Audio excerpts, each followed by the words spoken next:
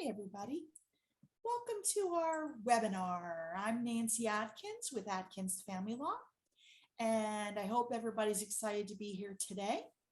I have an hour with you over our webinar, so thank you for signing up and joining us. I just want to go over a little bit of housekeeping with you guys before we get started. So let me just say that we want to start on time and we want to end on time. We have 30 minutes for today's presentation. I have 25 slides. I can talk to you guys for 30 minutes straight without taking a breath. Or you guys can certainly, if you have a question, I'm happy to help you with your questions. I'm always curious about why you're here and what you're trying to get out of this. So if we can make it a collaborative effort, then this is really about you guys. And for those of you who signed up and wanted to be here today and giving me your valuable time to be here. So if you have a question, please raise your hand. I'll take questions as they come in, but just look on the bottom part of this Zoom chat and you'll see in there where you can raise your hands under participants. So please just raise your hand and I'll be happy to call on you for any types of questions. Otherwise, we'll get started with today's presentation about how to land on your feet after divorce. So welcome, everybody. All right, so a couple of things that I want to cover with everybody today in how to land on your feet after divorce. Does anybody have any, or does anybody want to share about why you're here today? Do we have anyone that wants to share? Going once, going twice. Okay, so I'm going to go ahead and start the presentation. And I'm glad that everybody is here. And hopefully this will be useful for the time that you're here. So one of the first things that I want to talk about is as you're going through your divorce and you're getting ready to go through it, you should be getting clear on the unknown. So there's a lot of, when I talk with people and there's a lot of anxiety and a lot of hesitation about what's going to happen and what to expect.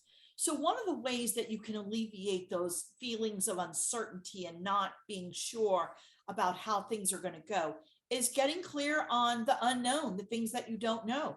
So make sure that you have a pulse on what the income is. Make sure you know where you're going to be living after your divorce. Make sure you know what the child custody arrangement is going to be like. Make sure that you know what your financial needs are going to be. And I want to take a minute and break those down in turn for you guys. So let's talk about where will you live. There's a different types of scenarios that may come up. Perhaps you stay in the place that you're in right now, and that's one choice. If you're going to stay in the place that you're in right now, then are you able to afford it without that secondary income? Meaning, have you been the provider that you're used to paying the bills and you can afford it? Or are you going to have to get some help from somebody else? Are you going to be getting help from maybe an alimony payment? Are you going to be getting some help from a child support payment? Are you going to need to get a roommate, or can you afford? Or are you going to have to move out? So those are things that you can certainly start to think about now is, what does this look like in 6 months when you're on the other side of your divorce? What does this look like in a year from now when you're on the other side of your divorce? You can start making those plans right now and start looking at what the situation looks like right now and what it's going to look like after the divorce. So think about where you want to live. Perhaps you can afford the house, but you hate the house. It's one of those, you got it, but somebody else picked it out, or you inherited it. There's a number of reasons why, or perhaps there's just some bad memories that you have attached to the place that you live right now. So maybe for a number of reasons, it would just be better for you. And again, this is about you, not the other person, but this is about you and what's going to work best for you. So perhaps you want to move out. Maybe you're renting and you can just wait till the end of your lease or talk to your landlord and see about making arrangements with your landlord, how long you have to wait. Maybe you can amicably break the lease. You have some choices there. If you own the place, are you going to go ahead and put it up for sale? Who's going to help you with that? Getting the house ready for sale. And if you're going to be selling the place, can you get an agreement with your soon-to-be ex-spouse, your STVX? and get an agreement about selling the place, or perhaps you move out and your soon to be ex will buy you out. So you could make plans to move out and let the other spouse keep the place, but they're going to have to give you some cash about, your move out. So you might be interested in working out some sort of a payout situation if you're going to be selling the place or if you want to move out. So if you want to move out, then you want to look at how much are you going to need for moving expenses. And if you're renting, do you need first and last and security deposit? If you're buying a place, are you going to be needing a big deposit, or do you have some cash socked away that you could use towards a down payment for buying a new place? What's the child custody arrangements going to look like? This is a really popular question that I get from a lot of the people that I talk with. And so things that you have to think about in your child custody arrangement would be, are you going to, the jumping off point is a 50-50 arrangement, unless there's some reason for not accepting a 50-50 arrangement with you and the other parent. I normally recommend 50-50 unless there's a problem with some sort of abuse, abandonment, or neglect. If there's an issue that presents in your case where you have concerns about children spending time with the other parent, then that's a conversation that we should have regarding your particular situation. At least for the purposes of this webinar, we're going to be looking at a 50-50 time sharing arrangement. The only other consideration that I generally have in a 50-50 arrangement is a logistical concern. So another reason why you might not have a 50-50 situation is because logistically, the parents are too far apart. So one parent lives near the school and one parent lives far, far away from the school. And if you're more than 30 minutes away from your children's school, you might want to think about letting the parent who lives closer to the school do those pickups and drops offs to the school with the children. And then you can be that parent that spends time with the children on Fridays after school, and then you drop them back off to school Monday morning. That's the type of plan that we're setting up right now. If you're super close and you guys are like 5 or 10 minutes apart from each other, and it doesn't matter which parent does the pickup and which parent does the drop off, then a 50-50 arrangement with your time sharing plan is going to be much more suitable for you guys. So you have to look at the school that the children are attending, and then are you able to assist with pickups and drop-offs at the school? Are you going to be able to manage the time to help with aftercare or homework assignments, or that evening routine of dinner and homework and bedtime and extracurricular activities? These are things that you're going to want to be looking at as you begin to prepare how your parenting plan is going to look like once you guys have entered into this divorce process. So there will be some sharing, there will be some exchanges with the other parent, and hopefully you can put some thought into what your part looks like and how you can weave that into a schedule with the other parent and what your role looks like. You also want to be looking at some of the financial needs that you have. Going into the marriage, it's always easier to do more things when you have two incomes coming into the same household. So one household, two incomes, you have a lot more choices about extra cash or entertainment and taking trips and buying something extra to put in the house, or buying that extra little something for the kids when you're at the store in the checkout line. They say, mommy, daddy, we want this. And you can say yes, because you have more disposable income between the two of you. So what's going to happen in your divorce is you're going to have to be much more conscious and much more aware of the income that you have, because you're going to be losing that secondary source of income. And that may be a possibility in your particular situation. So you have to start looking at what your income is, what you're able to afford, what your expenses are going to be. And you have to start looking at what a budget is going to look like, and whether you can afford those extra little things that we talked about a little bit earlier, and make sure that you're living within your means as far as your financials are concerned. And maybe you're one of those people that you had no idea even prior to the thought about getting the divorce is what does the income even look like? So make sure that you start gathering some statements from your tax returns. Make sure you start gathering some statements from your bank accounts and you start looking at what the money looks like. And hopefully you can be more educated and become more independent about what the finances look like and sit down and start to prepare a monthly budget. And those are some of the things that you're going to want to think about as you move through this process. And that will help alleviate some of the anxiety as well in terms of getting clear on the unknown. Does anybody have any questions about what we've just talked about? We've talked about the where will you live? We've talked about child custody arrangements, and we've talked about what the financial needs will be. So you have to look at what you're going to need versus what you don't need, cutting out some of the extras or the excess, and maybe trimming some of the fat out of that new monthly budget and what it's going to be look like as you move forward. Does anybody have any questions about those three things that we have just covered? I'll hold questions going once. Questions going twice. Questions going 3 times. Okay, so we'll move on to practicing acceptance. This is one of my personal favorites. I actually really like this part of the process because it's just going to reduce your stress level. It's going to reduce your anxiety about this whole process and keep you in a much more peaceful space.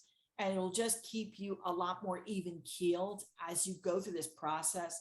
You know, divorce is one of the most difficult things that people go through. Statistically, that's not my opinion. That's statistically, it's one of the most difficult things. That and losing a loved one, I think, is the other that might take the number one spot. But if you do your little surveys and you look at statistics, divorce is one of the most stressful situations that a person can go through. So this practicing acceptance and just letting things be and understanding that it is what it is and not fighting with the situation or getting into a conflict with what's going on around you and taking sort of a fight stance, if you will. I would recommend that you practice acceptance and take things as they come.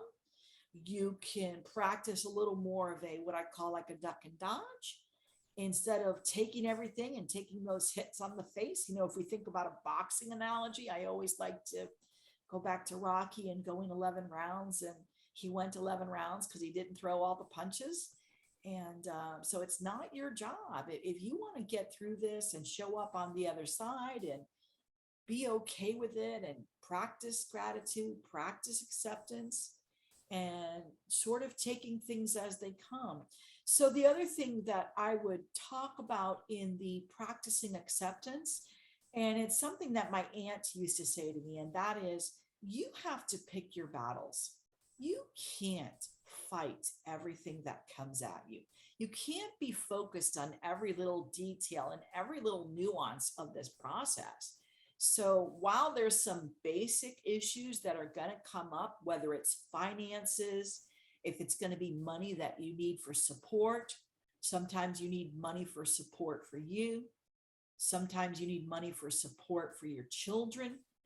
And you're also going to maybe need money for your attorney's fees.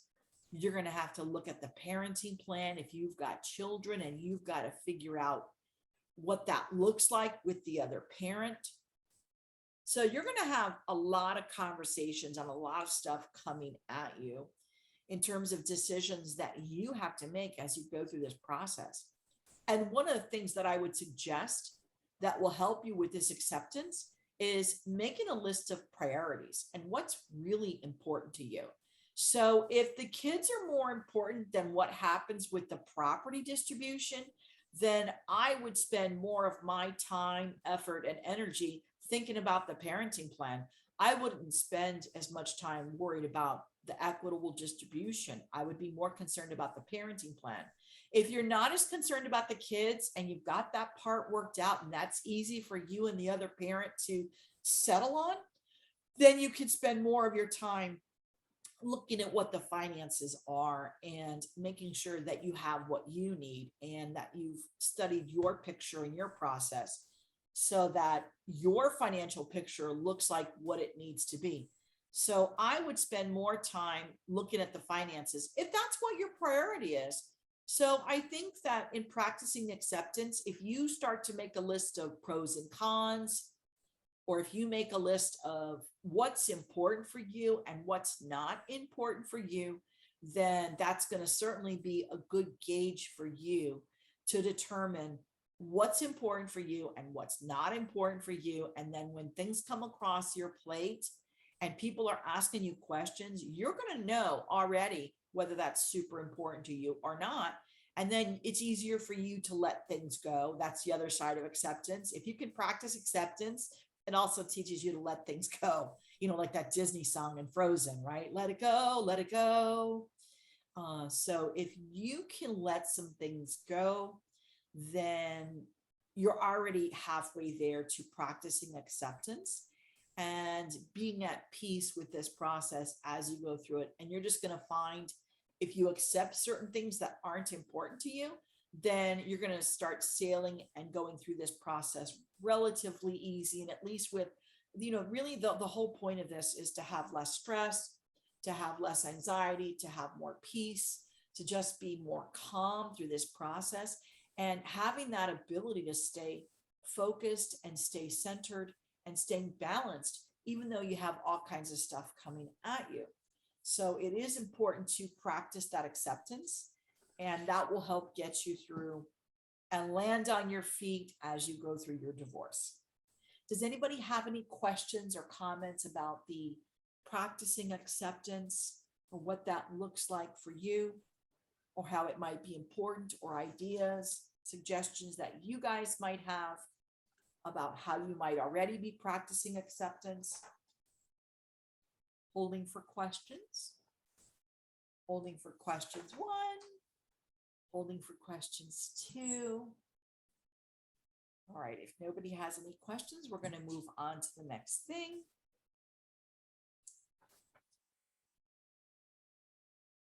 All right. This is a fun thing, I think, if you're asking me. I think it's a fun thing to start looking at what your goals are. What is, your life is changing. You're under construction. You may as well put one of those big old signs in the front of your yard that says under construction, proceed with caution. And so it's a little like if you were renovating your house, if you were fixing up the bathroom or remodeling the kitchen, except in this instance, you're remodeling your life. You're about to be single. You're about to be a single parent. You're about to be a single adult, I hope. And you have to start looking at what your life looks like if you're not sharing it with somebody else. So this is the part where you get to grab your crayon, grab your paintbrush, grab your pencil, your pen, whatever arts and crafts piece you like, and start to look at what your life is going to look like without this other person in it. So have you been doing things that you didn't want to do? Or have you been holding off doing things that you want to do? I know for me, one of my particular favorites, I like being able to paint. I've always enjoyed painting, going back to when I was a kid. And, I used to take a little class after school. I'd walk over to the strip mall and get my little painting class and show up at the grocery store and grab a soda and go back to my painting class. And I used to sit there for an hour and just work on stuff. And it's one of the highlights of my childhood that I brought forward with me into my adulthood, that I could take an hour, and I've actually gotten pretty good at painting. So, and I've really enjoyed it.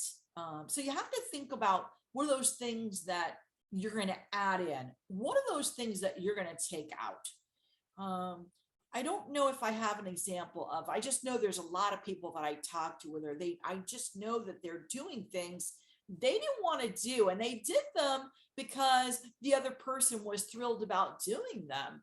And they're not interested in doing that outside of spending time with that other person. So if there's something that you were doing that you didn't like doing, that you didn't want to do, and maybe you were tolerating that because it was something that the other person wanted to. And I think let me enter into that, was that, so I can't think of the expression, but buyer beware. Sometimes conceding or compromising is good for a healthy relationship. But at this juncture, it's important for you that you don't have to compromise anymore. You don't have to do that stuff anymore. You don't have to. So it's really about you and what does your life look like as you move forward, and you can get rid of some of that stuff that you don't want and then put that stuff in there that you do like, because this is your chance to really reinvent yourself and come out like the butterfly, if you will, where what is that gorgeous kitchen gonna look like? Get rid of the old dishwasher, add in some new dishes and pots and pans. But you've got to apply it to your life. So do you want to learn a new language? Is there some other, do you want to get out and spend more time at the beach? Have you been ignoring some friends? Are there some relationships out there that you want to try to develop more because you've been so focused with your family and your significant other that you've lost touch with people? Do you want to spend more time educating yourself or reading? Maybe you want to get caught up on some movies. I know for me, when I was in law school, I lost track of going to the movies. I've got 3 years of a void in my life. I had no idea what was going on at the movie theater for those 3 years I went to law school. So I'm back. I'm back at the movie theater. But like I said, it was on a back burner for me. So perhaps that's something that you're experiencing, as you go through thinking about what you want to put back on your plate. The other thing that you want to think about too, as you sort of model what your life is going to look like, is I want you to break it down into short-term, moderate term, and long-term goals. So a short-term goal for you might be, what does the next 3 months look like? What does the next 6 months look like? And especially while you're going through the divorce, what is that going to look like? There's no reason for you to not start right now. You can start doing this today to begin implementing these things in your life that you want to get started on. So as a short-term goal, I'd sign up for the class. I'd go ride horses. I would, I don't know what you guys are interested in, but if you're interested in it, go check it out. Go spend time in the park, go to a cooking class. There's tons of things that you guys could do. And there's no reason for you to not get started on that right now, but that would be a nice short-term goal for you. And then if you guys look at a moderate term goal for you, in terms of what you would be interested in doing as a moderate term goal. And then you also want to establish some long-term goals. A nice moderate term goal might be for you to go back to school. If you're interested in whether it's technical or whether it's actually college, I'm a big fan of you're never too old, it's never too late. If you have some college credits and they're still good, go back, finish them up. If you need your GED, if you want to look at a master's program, if you want to look at a vocational or technical school, there's lots of stuff out there where you can learn how to be involved in, information technology, or there's a culinary school that you can learn how to cook or be a chef. And there's stuff for nursing out there, and they're actually shorter term programs. So you could get into a 2-year program to figure out what it is that you're really interested in, all that stuff. I think one of the common themes here is you've got to get back to yourself, and you've got to get back to the basics of who are you, what do you want, where are you going, and how are you going to get there? I think that's one of the overarching themes of this particular webinar, is figuring out what it is that you want to do, what it's going to look like. And then I would encourage you to take pen to paper. So map that out, map out the short-term goals, and map out the moderate term goals, and map out the long-term goals. A long-term goal for you might be, what's that car that you've been dreaming about, and how are you going to afford to pay for it? Or how are you going to afford a house? Or do you want a new place? Do you want a vacation home? So don't be afraid to dream. Don't be afraid to think big. And most importantly, if you want it to be a goal, you've got to write it down. You've got to imagine it. You've got to write it down, and you've got to figure out how you're going to get there, figuring out how much it's going to cost. How are you going to set aside this money for what it costs? And then getting you there. Because if you map it out and you put pen to paper, you can actually figure out how long it'll take you to get that second house, or to get the house that you really, really wanted, or to buy that car, that dream car. I have some people that I've talked with who were like, oh, my dream car was this. And they talk about the Avalon. I think it was a Toyota Avalon was the dream car. So while maintaining confidentiality, I had a friend of mine who wanted the Toyota Avalon was her dream car. So if that's your thing, go get it. Go get it and figure out how much it costs you, how much you can set aside each month, and how you're going to get there. So certainly think about what you want your life to look like when this divorce is over with for you. So yeah, anyway, take advantage of the opportunity to reset yourself. And I'm just going to throw it out to you guys. If you have any questions, if you have any comments, if you have any, my nose is itchy. Sorry, guys. If you guys have any comments, if you guys have any questions or concerns about exploring what your life will look like after your divorce. And again, I just want to reiterate, goals is important. You can dream about it, but until you do something about it, it's just a dream. I want you to do something about it. I want you to execute. I want you to take pen to paper and get serious about what your goals are going to be. Okay, I'm going to hold for a second. Questions once, questions twice, questions 3 times. I might have kind of covered some of this. I'm just looking at this next slide about discovering what you want out of life. Again, I really get excited about a lot of this stuff because it really gives me energy to think about what I want out of my life. I love traveling. I love adventure. I love music. I love books. There's a lot of things that I love. I want to protect the oceans. And so I've mapped out a lot of that stuff in my life in terms of what I'm trying to do, why I get up every morning, why I go to work every day, and why I keep doing what I'm doing. So I think that you have to look at your why and what's important for you. So if you know what's important for you, and for you guys, sometimes it's about your children and the kind of environment and the kind of life that you want to create for them. And that becomes the backbone of your living and what you're trying to do and what you're trying to accomplish. You want them in better schools. You want them to have better opportunities and to really have them succeed and go as far as they can. Maybe it's about planning the college education, the 529 plan, or maybe it's making sure they get into the right schools, or maybe it's making sure that they play the right sports. I was just talking with somebody yesterday who is very concerned about making sure that her son is involved in local sports here in the community. And I don't remember what the sport was. I wish I did. But I don't know whether it's football, soccer, baseball, tennis, golf. If that's what it is, maybe that's for your kid. Maybe that's for you. Go get it. Go get it. Go do it. Because that's going to keep you coming back for more. That's how you energize yourself every day and every week and every month. It keeps you coming back for more. So figure out what it is that you want out of life and go get it. It's back to that planning and setting goals and figuring out what it's going to cost you and how you're going to get there. And how are you going to come up with the money so that you can finance these things that you want?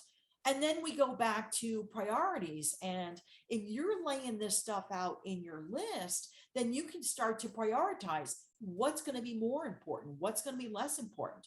Because if you've got a trip and a house and a car and a boat and, playing football and playing golf and doing all these things, then now once you start looking at your list and you've laid it out, you can begin to figure out what's going to be more important for you. and what's going to be less important for you. So you start to understand how this exercise is super important for you to lay out what this is going to look like for you and how it's going to work for you. Nobody has the answers for you. This is your exercise. This is what's important for you. And what's important for me is not what's important for you. So I just want you to invest in yourself and spend an hour penciling these things in. I'm just going to go through my notes here. Oh yeah, this is nice. It talks about giving yourself permission to dream big, because at the end of the day, if you want it, you just have to figure out how to do it. That's all. The only thing that this particular plan requires is your desire. So if you have a desire about wanting something, you just have to figure out how to go get it. It's really simple that way. And then you're certainly motivated to go get it because you want it. If you don't want it, this is kind of a nice way to sort out what you really don't want. Because if you really don't want it, you're not going to do it. You're going to go do something else. But if you figure out what you want, you're going to go after it. You're going to go get it. You're going to go do it. So dream big. Pick out 5 houses if you want to. Sky's the limit as far as I'm concerned. Okay, so the other thing that I have in my notes here is talking about what others expect of you. One of the things that I come across a lot is we have these self-limiting beliefs, or we have these things that other people tell us, and they say, oh, don't do that. That's not for you. Or somebody will say, well, you don't really need that. If we're talking about a car, or if we're talking about a house, for example, and you're surrounded by maybe your family members, or you have friends of yours, and they might be saying to you, you don't need that. That's too expensive. That's not for you. Think about the poor children in another third world country. Think about all the other family members that we have who can't even afford to eat, who can't even afford to, fill in the blank. There's a lot of that talk that goes around the table, if you will, whether you're having coffee or having dinner, or if you're just in your social setting and you're surrounded by people who are telling you you can't.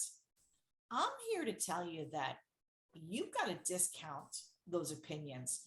I don't think that you can take that into consideration, because I think that the overarching thing is that you have to look at all the things that you could do if you were in a better position.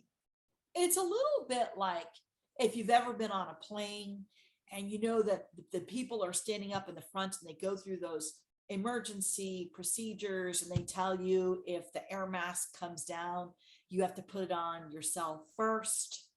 So this is just like that. Airplane emergency procedures, put the mask on yourself first, because at the end of the day, you've got to take care of yourself, and you've got to show up and be the best version of yourself if you are going to take care of the other people around you. So you have to go after what you want. You have to go after what you're interested in getting, because it puts you in a better position to be able to help out the people that are around you. So if you want to help out your family, if you want to help out your friends, you have to go after these other things, because guess what? Now you can invite them to your table. Now you can bring them in and be part of this. Be part of this. What's a good word for it? Be part of your thriving. Be part of what you've been able to obtain. You can share that with others. It's not for you to gather a whole bunch of money and gather a whole bunch of things that you want and then not share them. The whole point of it is to share your toys. So if you're going after them and you can get them, then you can share all that stuff with your family, with your friends. And isn't that a better thing than, I think what I've heard people say is playing small. I want everybody in here to play big or go home. So when you think about what you want out of life, I want you to play big, dream big, and go after it, because you're going to be in a better position, like the airplane, like the emergency air mask, take care of you. And then by virtue of the fact that you have other people around you, they will be taken care of as well. So it makes a lot of sense to me that way, to make sure that you don't limit yourself with what other people are telling you. Questions, comments, concerns about discovering what you want out of life? Questions. Going once, going twice. All right, we're going to move on from discovering what you want out of life. And I'm also doing a little time check. It is now about 12:40. So we have about 20 minutes left in the presentation. So I would encourage you, please, if you haven't asked your question, if you haven't gotten what you need out of this webinar, then please raise your hand and let us know that you have a question, or if you, even if you have a comment, if there's just something that you want to share that may be beneficial to everybody who's participating today, then please share your comments with us and let us know what you're thinking or what you want to bring to the table that we haven't already discussed. And let's do that in the next 20 minutes of our presentation. All right, I'm going to get a quick drink and then we're going to move forward and we're going to talk about finances.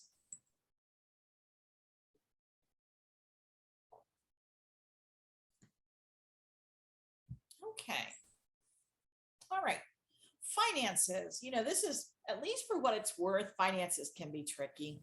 And if you're one of those people where you've got a pencil sharpened and you know what your stuff is every month and you balance your checkbook to the penny, I love you for that. But that's not everybody. So, you know, sometimes it just has to be rounding to the nearest dollar. Sometimes you're lucky you know what the mortgage payment is. Sometimes you have no idea what's going on with the money or the finances because the person that you're now getting ready to go through this divorce with has been the person who managed the finances historically. So this is really an opportunity for you to get familiar with what your financial picture is and get educated on what the finances look like, because they can really give you some guidance in terms of what you have, what you need, what you're able to afford, what you can get rid of, and they can really set you forward looking in terms of, if you know what your numbers are, you're in a much better position to make decisions about what you can and can't do. And not only are you in a better position to make that decision, you'll make it quicker, you'll make it faster, and you're also going to have confidence about making the decision as to what your finances look like and whether you can or can't do something. So when we're talking about getting a handle on the finances, it's not just your monthly income. It's not just your monthly expenses. It's also, remember we talked about short-term, moderate term, and long-term. In the finance picture, we've got to look at short-term, moderate term, and long-term. So again, another recurring theme about short-term, moderate term, and long-term. And when you're looking at your finances, you have to look at what your monthly income is. You have to look at what your monthly expenses are. And then you have to look at the bigger picture of how much money do you owe? What's your debt? How much do you own? What are your assets? What's the house worth? How much money do we have in the bank account? How much money is coming in monthly? If you don't have a job, do you need to go get one? If you have a job, is that going to cover your expenses? Because you're not going to have that extra income from your soon-to-be ex-spouse. So you have to start really looking at your income. Do you need to make a job change? Is it going to be enough for you? There's a lot of considerations as far as what your monthly income is going to look like. So you've got to sit down and take pen to paper and figure out what your monthly income is going to be, or what it is. And then also looking at what your assets are, what your liabilities are, because that's going to help you figure out where you stand financially for the month, for the year, for 5 years. Are you going to have to cash out a little bit on your 401k? Do you have a 401k? Do you need a 401k? Are you ready for retirement? Are you close to retirement? Are you not even close? So you really do. You have to look at your monthly income. You have to look at health insurance. That's another big one that comes up, is How are you going to afford your health insurance? How is that going to be paid for? You have to look at what the expenses are that are coming out for the kids. I don't have to tell any parents out there how expensive the children are. So, and it just gets more expensive as they get older. I think I might be preaching to the choir here on this one, because the children, when they're young, need daycare.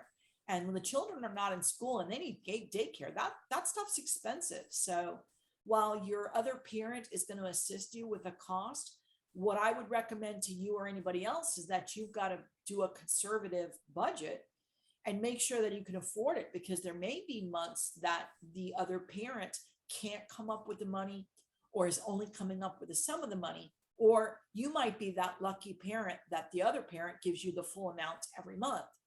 So these are some of the scenarios that are going to come up and they're going to present. So I always recommend to you and my clients and everybody else to come in low.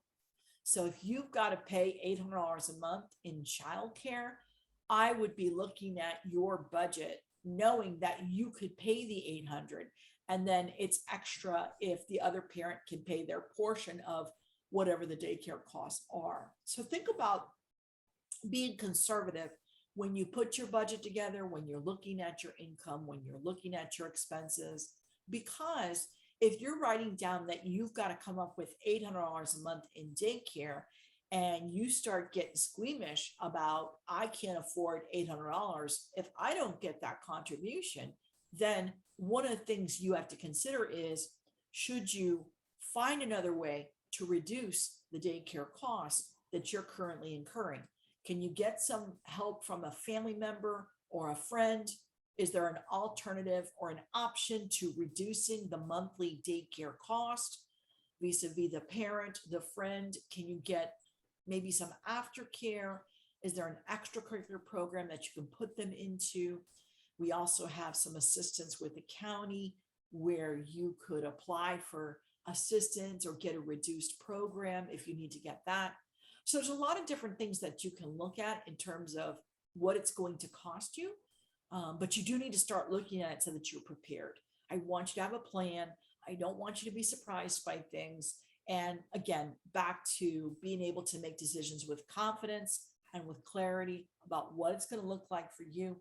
So go through your income, go through your costs, go through your assets, go through your liabilities, and figure out what your income and your finances are going to look like short term, moderate term, and long term. How are you going to be able to finance the divorce? How are you going to be able to finance the transitions that you have to go through as you work through your divorce? Are you going to need, move out expenses? Are you going to be taking on a roommate? There's just so many things for you to consider when you're looking at your finance portion of getting ready for this divorce. You might be able to work with a financial planner who could help you think about things that are going to be important for you as you move forward. Your financial planner can help you with investment options, with retirement options, how to sock away a little bit of cash every month. And I got to tell you, I don't care if you sock away $100 a month or $1,000 a month or $10,000 a month.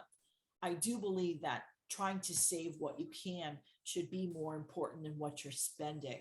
So if you can look at the savings component as well, you might want to work with a financial planner or maybe get a bookkeeper involved. It really just depends on what level that you're at. And again, everybody's at a different level. It just really depends on what's going to work best for you in your given situation. All right. So I think from finances, we're going to move into budgeting. But before we move into budgeting, I'm just going to pause for questions.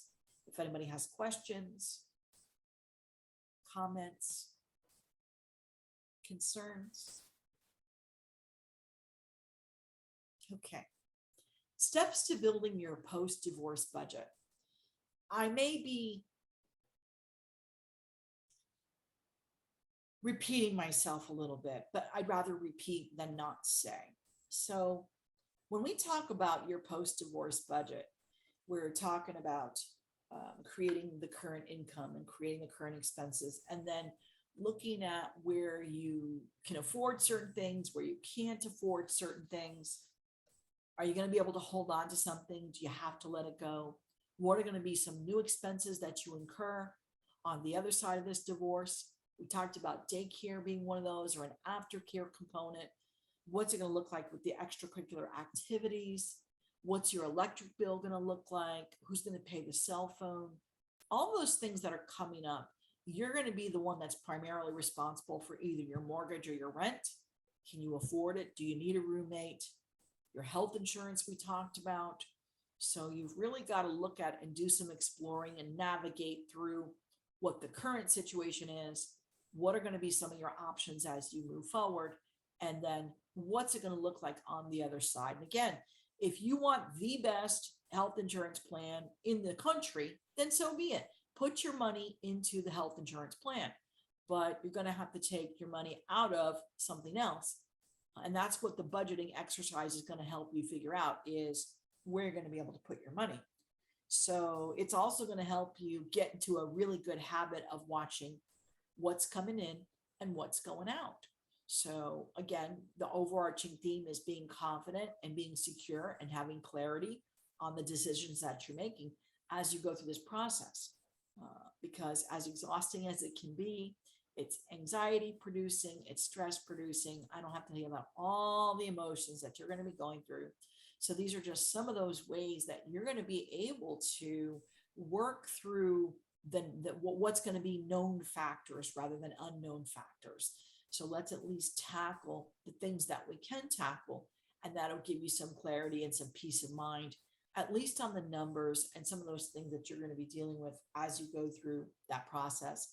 And then wrapping up on the budget piece, at the end of the day, how you budget is really, really up to you. The more important message here is really getting a clear picture of what your budget looks like, what's important to you, what's not important to you, trimming the fat and getting rid of those expenses that you do not need, and then holding on to the expenses that you do need. And then what are the adjustments that you have to make in your income?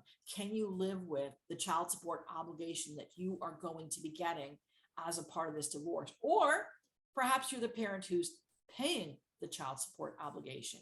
So you have to look at not having as much income as you used to. It's the same for both parties. It doesn't matter which parent you are. You're either paying for child support or you're getting child support.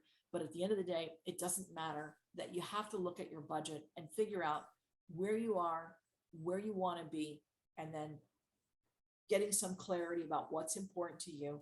And it's also going to give you some security about knowing what the finances are and how you're going to be able to do this on the other side of your divorce.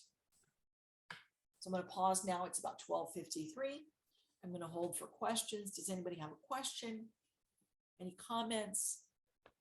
Any concerns? I think we're good.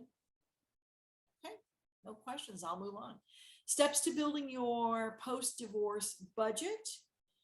I think probably the most important message here is really being realistic. You know, we talked about having dreams and then having goals, and somewhere in there is reality. So you can dream big, and I want you to dream big. I'm never going to tell you not to dream big. Part of the exercise in putting your budget together is being very realistic about the current situation. So get a hold of your bank statements, get a hold of your paychecks, look at last year's taxes, look at taxes from 2 years ago. It's going to shed some light on where you're trending, if you're moving up, if you're moving down. And then it's also going to give you some guidance in terms of where you need to go. You have to get a pencil or a pen.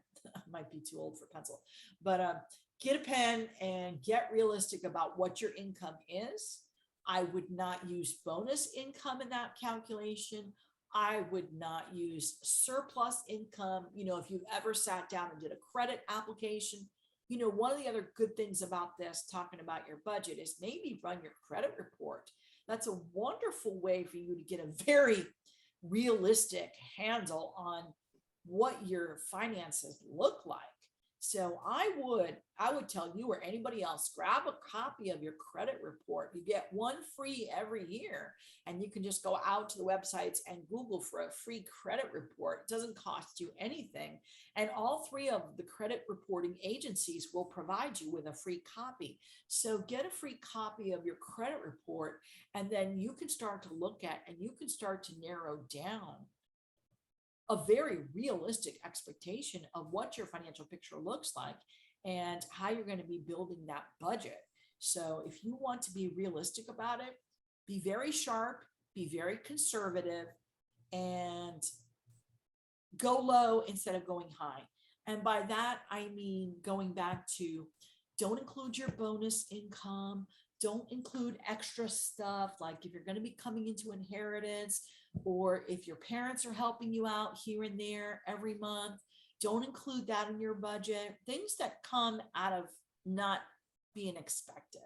So if you're expecting the paycheck, you got that. But there's things that come in that you maybe weren't expecting, or, God forbid, the lottery, right? We're in Mega Millions right now. So maybe you get some extra income, maybe you get that $20 floating down in front of the store and you go, oh my gosh, there you go, more money.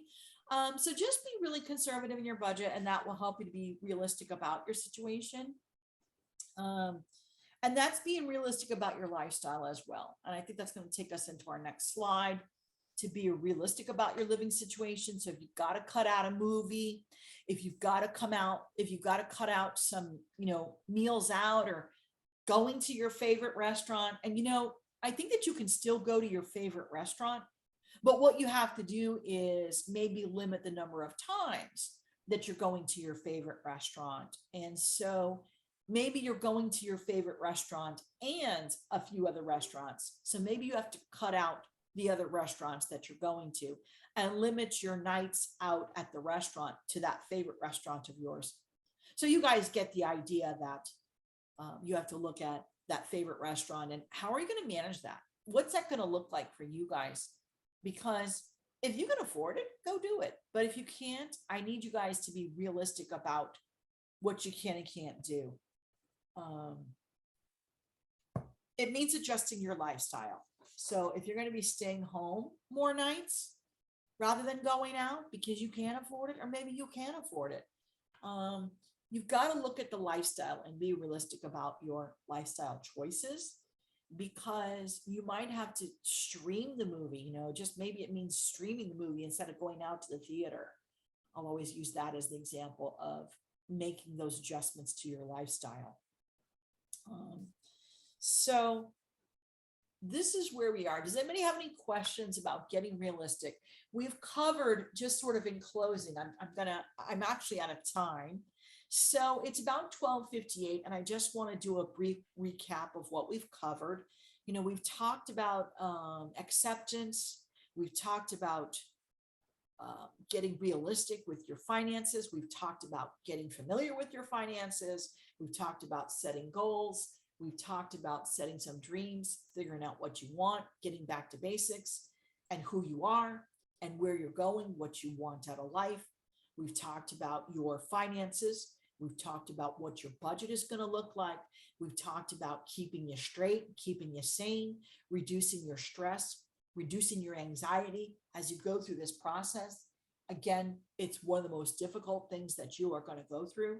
So it's really important that you get organized and start planning and prepare, so that you're going to be in a much better situation to go through this and really, really come out sailing. I mean, that would be my wish for everyone as you go through this process. I wouldn't wish divorce on anyone. It's not a nice thing to go through, but sometimes it really is an opportunity for you to create a better life and to come out shining on the other side, and really, really reshape your life so that it looks like something that is more relative to who you are.